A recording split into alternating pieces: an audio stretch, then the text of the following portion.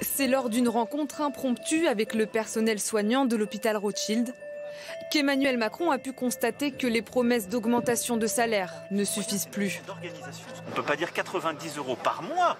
C'est rien. Enfin, je veux dire, non, mais donc c'est un effort qui n'a jamais eu l'équivalent. Après, notre demande sur le nombre d'années, c'était 500 €, monsieur, sur ma prime. Ça fait 40 ans que je suis là, ça fait 40 ans que je suis Rothschild et j'ai jamais vu les augmentations arriver. Dans ces cas-là, ça fait 30 franchement, milliards par an. les jeunes, j'essaye de les motiver pour qu'ils restent avec nous, mais j'ai plus d'arguments. Et puis là, le coût des 180 €, et je vous dis, c'est pas passé. Hein. Ah non. Pourtant, ces hausses de salaire font partie des 8 milliards d'euros promis à l'hôpital public cet été.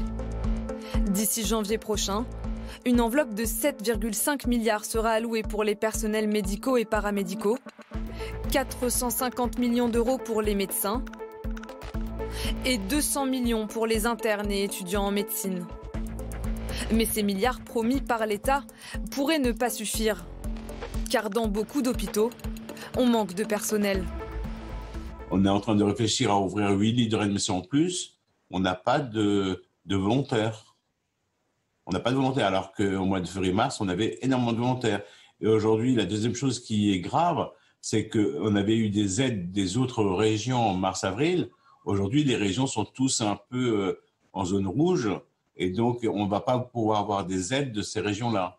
Donc, on a des lits, mais on n'a pas de personnel du tout pour gérer ces lits. Des transferts difficiles à effectuer pour les hôpitaux, car trop de régions sont aujourd'hui en zone rouge ou d'alerte maximale. Cet été, Olivier Véran a annoncé la création de postes supplémentaires. Nous avons annoncé le recrutement de 15 000 personnes à l'hôpital. Ça fait 20 ans qu'on supprime des postes tous les ans. C'est la première fois qu'on annonce qu'on va créer des postes. Mais pour le personnel, déjà épuisé par la crise sanitaire, ces effectifs ne se voient pas encore au quotidien.